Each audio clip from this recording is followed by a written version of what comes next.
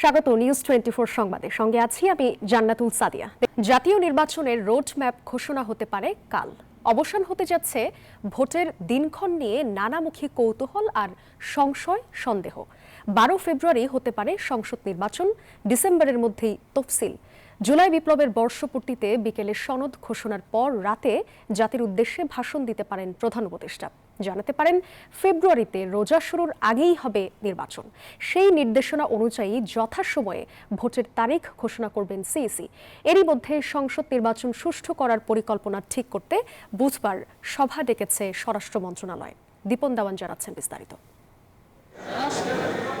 পরিস্থিতি যতই জটিল হোক না কেন, সাধারণ মানুষের আগ্রহের কেন্দ্রে আগামী জাতীয় সংসদ নির্বাচন।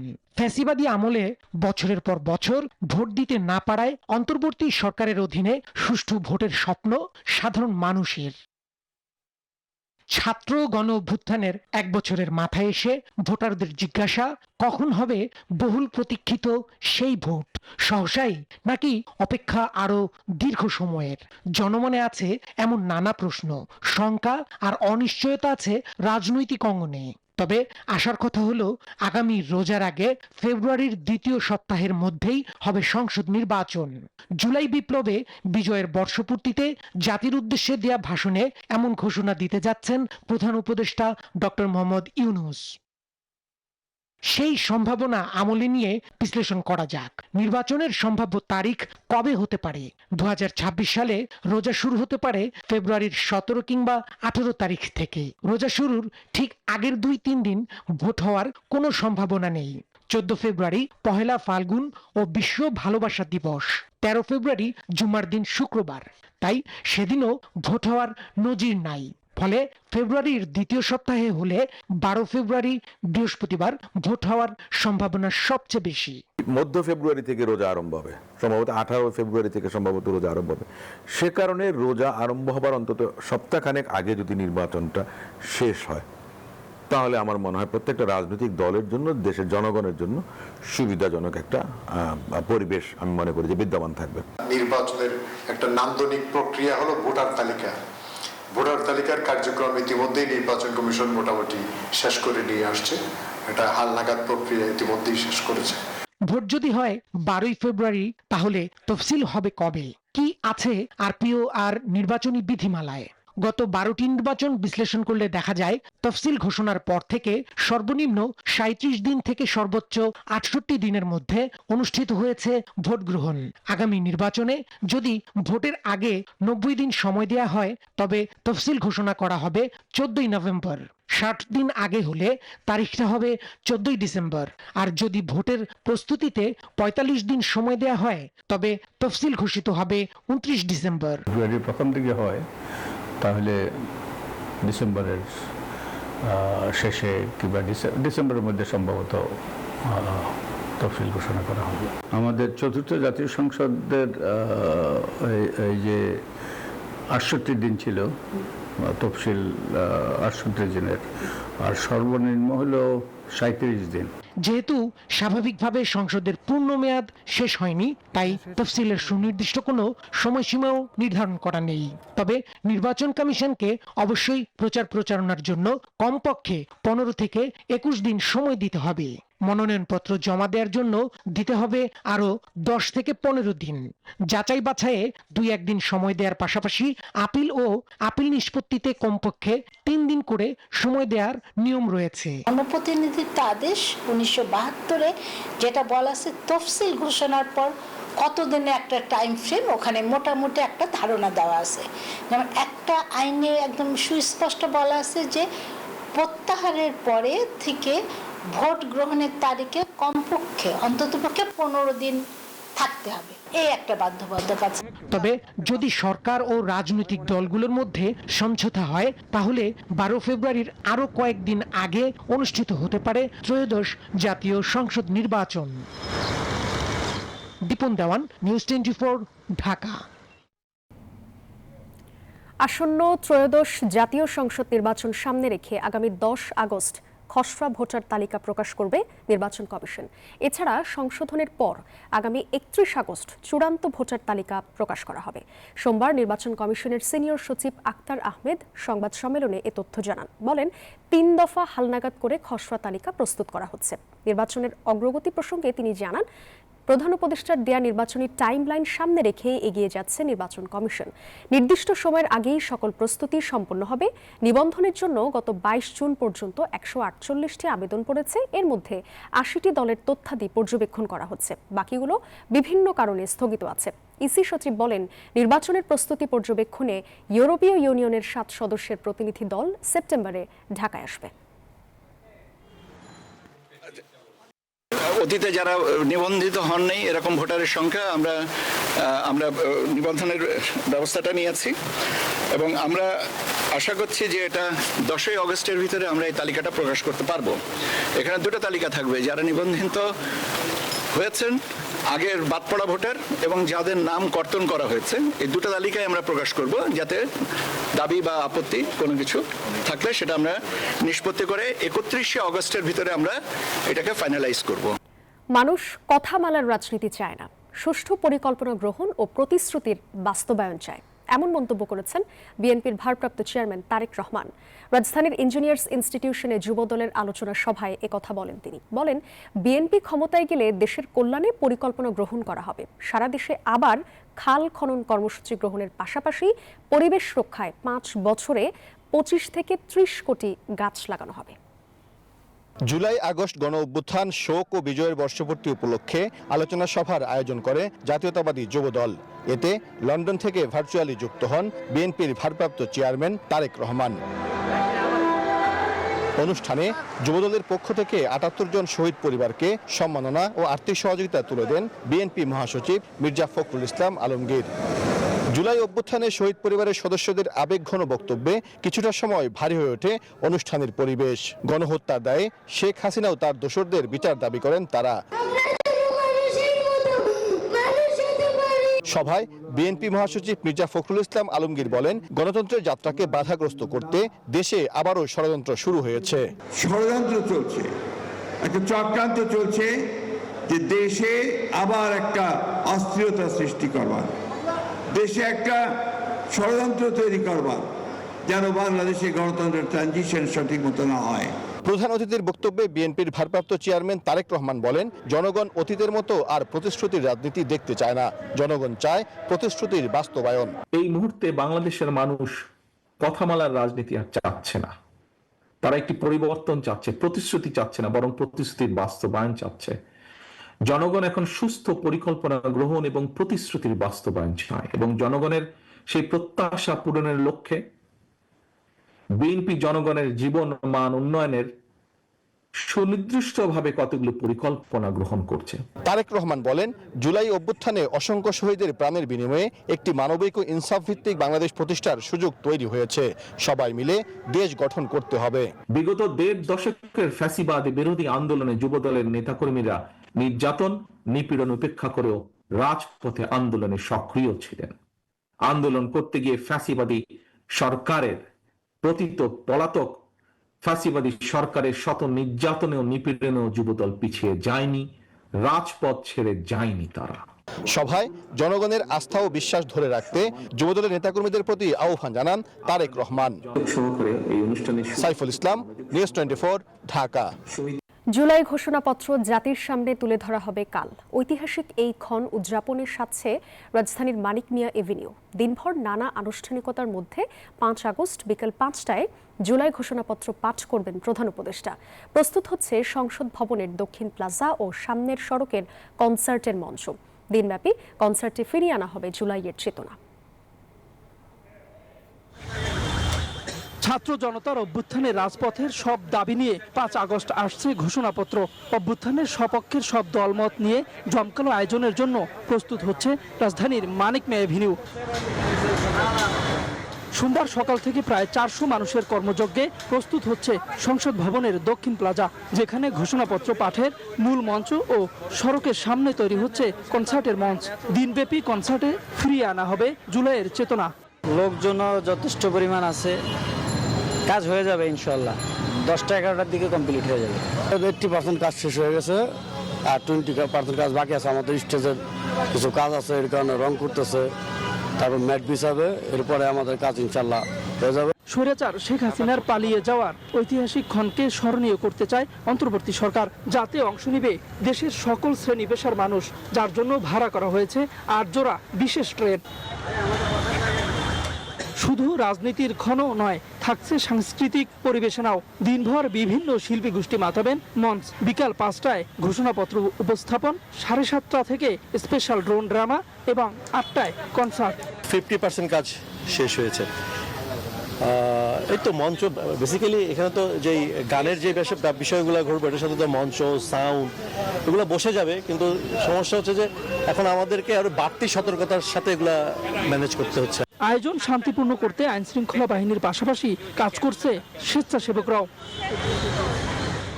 Tawhidul Islam, news 24, Dhaka. No release no ট্রিটমেন্টের হুকুম দিয়েছিলেন শেখ হাসিনা, যার ফলে পা হারাতে হয়েছে ইমরানকে। আর পারভিন বলেন, পুলিশের মা বাপ ছিল শেখ হাসিনা। জুলাই আগস্টের মানবতাবিরোধী অপরাধের মামলায় অঙ্গ হারানো 2 জুলাই যোদ্ধা সাক্ষ্যতে এমনটাই জানান। দুজন সাক্ষী চেয়েছেন শেখ হাসিনার বিচার। জেরা শেষে পরবর্তী সাক্ষ্য গ্রহণের জন্য 6 আগস্ট দিন ধার্য করা হয়। জুলাই আগস্টে সংঘটিত মানবতাবিরোধী অপরাধের অভিযোগে রোববার বিচার শুরু হয় সাবেক প্রধানমন্ত্রী শেখ হাসিনার। একই মামলায় আসামি স্বরাষ্ট্রমন্ত্রী আসাদুজ্জামান খান কামাল ও সাবেক আইজিপি চৌধুরী আব্দুল্লাহ আল মামুন। এরই ধারাবাহিকতায় দ্বিতীয় দিনে আন্তর্জাতিক অপরাধ ট্রাইব্যুনালে সাক্ষ্য দেন আব্দুল্লাহ ইমরান ও পারভিন। ট্রাইব্যুনালে জুলাই আহত ইমরান বলেন, শেখ হাসিনা জুলাই মাসে পঙ্গু হাসপাতালে আহতদের দেখতে যেয়ে নো রিলিজ নো ট্রিটমেন্ট বলার পর চিকিৎসায় অবহেলা হয়েছে। তাকে চিকিৎসা নিতে বাধা দেয়া হয়েছে, আর সময় মতো চিকিৎসা না পাওয়ায় পা হারাতে হয়েছে তাকে। ওনার সামনে বলা হয়েছে যে নো রিলিজ নো ট্রিটমেন্ট। উনি মনে করেছিলেন যে হয়তো চিকিৎসা হবে, কিন্তু পরবর্তী যে অবস্থাগুলো দেখেছেন উনি, তাতে ওনার কাছে মনে হয়েছে যে নো রিলিজ নো ট্রিটমেন্ট অর্থ হচ্ছে যে রিলিজও দেওয়া হবে না, ট্রিটমেন্টও দেওয়া হবে, এবং ওনার পা পচে গেছে কিন্তু চিকিৎসা দেওয়া হয়নি। ট্রাইব্যুনালের চেয়ারম্যান বিচারপতি গোলাম মর্তুজা মজুমদারের নেতৃত্বে 3 সদস্যের ট্রাইব্যুনালে সাক্ষীতে চোখ হারানো পারভিন বলেন, শেখ হাসিনার কারণেই চোখ হারিয়েছেন তিনি। সবকিছুর জন্য শেখ হাসিনাই দায়ী। মুমূর্ষু আহত ব্যক্তিকে বাঁচানোর অবস্থায় উনি তাকে উদ্ধার করতে গেছিলেন, তাকে কিভাবে হত্যা করা হয়েছে, তার চোখে কিভাবে গুলি করা হয়েছে তার বর্ণনা দিয়েছে, তার চিকিৎসা করা হয়নি। উনি এই ঘটনার জন্য যারা দায়ী তাদের নাম বলেছেন, একজনের নাম বলেছেন এবং তার বিচার চেয়েছেন। শেখ হাসিনা ছাড়াও সাবেক স্বরাষ্ট্রমন্ত্রী আসাদুজ্জামান খান কামাল ও সাবেক আইজিপি চৌধুরী আব্দুল্লাহ আল মামুনকে দায়ী করেন সাক্ষীরা। জেরা শেষে পরবর্তী সাক্ষ্য গ্রহণের জন্য 6 আগস্ট দিন ধার্য করেছেন ট্রাইব্যুনাল। আলচিকো, নিউজ 24, ঢাকা। জুলাই সনদে রাজনৈতিক দলগুলোর মতপার্থক্য দূর না হলে গভীর সংকটে পড়বে দেশ, এমন আশঙ্কা ট্রান্সপারেন্সি ইন্টারন্যাশনাল বাংলাদেশ টিআইবির। প্রশাসনিক সংস্কারের ক্ষেত্রে দলীয় প্রভাবমুক্ত করতে গিয়ে আরেক দলের ছায়াতলে এখন অন্তর্বর্তী সরকার আছে। সরকারের পৃষ্ঠপোষকতায় রাজনৈতিক দল কিংস পার্টি গঠনের অভিযোগও। টিআইবির গবেষণা প্রতিবেদনে এসব তথ্য উঠে আসে। নির্বাচন নিয়ে সংস্থাটি মনে করছে, অন্তর্বর্তী সরকারের কোনো সুস্পষ্ট রোডম্যাপ না থাকায় বাড়ছে রাজনৈতিক অস্থিরতা। 24 জুলাই গণঅভ্যুত্থান থামাতে রাজপথে মরিয়া ছিল আইনশৃঙ্খলা বাহিনী। শেখ হাসিনার পতনের পর 11 মাসে সারা দেশে 761টি মামলায় আসামি 1168 জন পুলিশ সদস্য। এর মধ্যে 61 জনকে গ্রেফতার করা হয়েছে বলে জানিয়েছে transparency international Bangladesh TIB. Transparency international Bangladesh টিআইবির গবেষণা প্রতিবেদনে এই পর্যবেক্ষণ উঠে আসে। গবেষণার শিরোনাম, কর্তৃত্ববাদী সরকার পতন, পরবর্তী 1 বছর, প্রত্যাশা ও প্রাপ্তি। প্রশাসন, বিচার বিভাগ, শিক্ষা প্রতিষ্ঠানের নিয়োগ ও পদোন্নতিতে স্বচ্ছতার ঘাটতি এবং অনিয়ম ও স্বার্থের দ্বন্দ্ব লক্ষ্য করা যায়।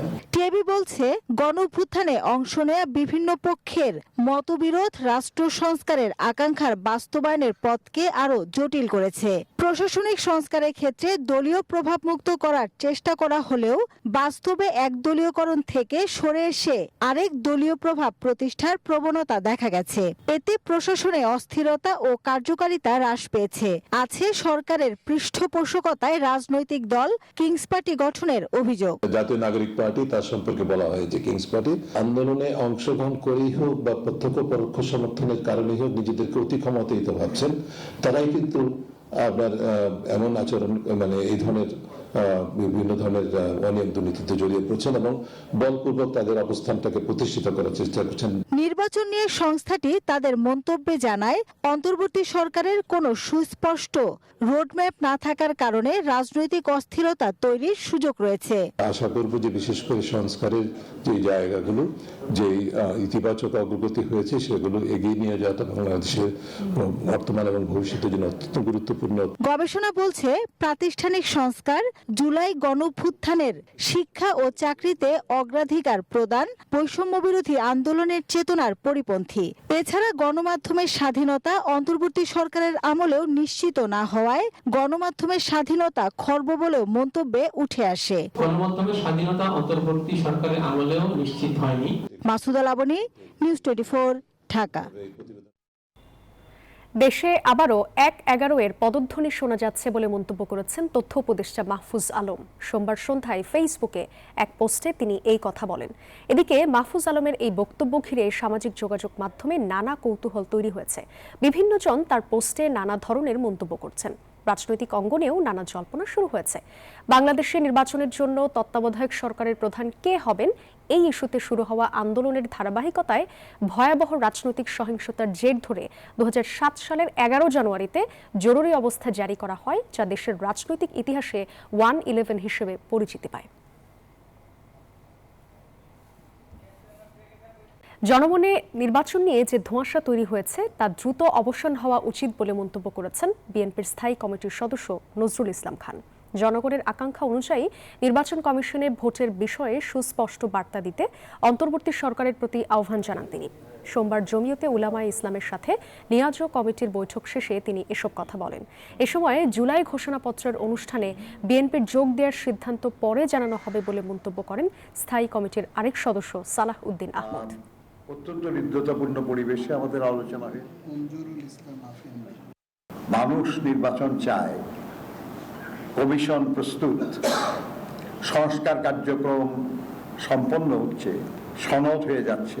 আমরা মনে করি যে জনমনে নির্বাচন নিয়ে যে ধোঁয়াশা, এটা দ্রুত দূর হওয়া দরকার।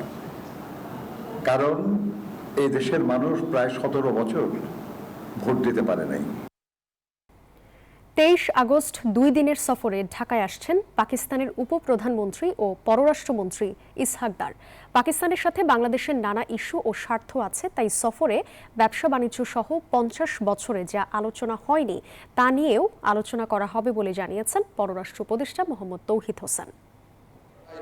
সংবিধান বলেন, আমার কাছে মনে সংবিধান অবশ্যই প্রয়োজন, ভালো সংবিধান প্রয়োজন, ভালো আইন প্রয়োজন, কিন্তু প্রকৃত শিক্ষা প্রয়োজন। পাকিস্তানের সাথে আমাদের ইস্যুজ আছে, স্বার্থের প্রশ্ন আছে, ব্যবসা বাণিজ্যের প্রশ্ন আছে, সব মিলিয়ে যেসব সম্পর্ক সব কিছুই টেবিলে থাকবে। পাকিস্তানের সাথে স্বাভাবিক সম্পর্ক চাই। আমরা চেয়েছি যে তাকে ফেরত দেওয়া হোক, যাতে বিচারের সম্মুখীন করা যায়।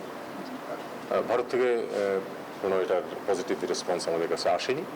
রাজধানীতে আবাসন থাকার পরও জালিয়াতির মাধ্যমে পূর্বাঞ্চলে 10 কাঠার প্লট বরাদ্দ নেওয়ার ঘটনা প্রমাণিত হওয়ায় সাবেক প্রধান বিচারপতি এবিএম খায়রুল হকের বিরুদ্ধে মামলা করেছে দুর্নীতি দমন কমিশন। সোমবার বিকেলে দুদকের নিয়মিত ব্রিফিংয়ে সাবেক প্রধান বিচারপতি খায়রুল হকের বিরুদ্ধে মামলা করার বিষয়টি জানান সংস্থাটির মহাপরিচালক আক্তার হোসেন।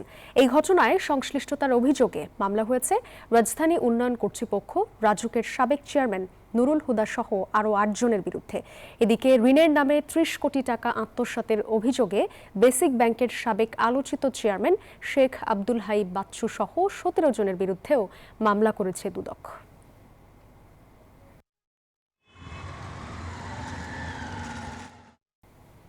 সংযুক্ত আরব আমিরাতে আটক 26 প্রবাসী বাংলাদেশের মুক্তির জন্য সরকারকে দ্রুত পদক্ষেপ নেওয়ার আহ্বান জানিয়েছেন এনসিপির যুগ্ম মুখ্য সমন্বয়ক নাসির উদ্দিন পাটোয়ারি। সোমবার রাজধানীতে এনসিপির কেন্দ্রীয় কার্যালয়ে ডায়াসপোরা অ্যালায়েন্স আয়োজিত জরুরি সংবাদ সম্মেলনে একথা বলেন তিনি।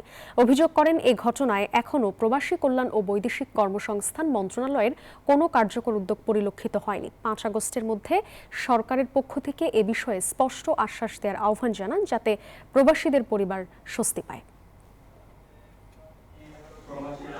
যাদেরকে গণ অভ্যুত্থানের পরে গ্রেপ্তার করা হয়েছিল এবং সময়ে গ্রেপ্তার করা হয়েছিল তাদের মধ্যে একটা নির্দিষ্ট সংখ্যক তারা ছাড়তে রাজি হয়েছিল, বাকিদেরকে তারা এখনো ছাড়ে নাই। আমরা বাংলাদেশ সরকারের কাছে আহ্বান জানাচ্ছি ওনাদের পরিবারের পক্ষ থেকে যে সরকার অতি দ্রুত সময়ের মধ্যে ওই দেশের যিনি সরকার রয়েছেন, সরকার প্রধান, তার সাথে যোগাযোগ করে তাদের ফেরত আনার ব্যবস্থা করতে হবে। আজ থেকে করদাতাদের আয়কর রিটার্ন অনলাইনে দাখিল বাধ্যতামূলক করল জাতীয় রাজস্ব বোর্ড এনবিআর। সোমবার এনবিআর ভবনে 2025-26 কর বছরের ই রিটার্ন ব্যবস্থা উদ্বোধন করেন অর্থ উপদেষ্টা ডক্টর সালেহ উদ্দিন আহমেদ। বলেন, এই কার্যক্রম কর প্রশাসনে স্বচ্ছতা ও জবাবদিহিতা নিশ্চিত করবে। রাজস্ব আদায়ে বারবার হোঁচট খেতে হচ্ছে এনবিআরকে।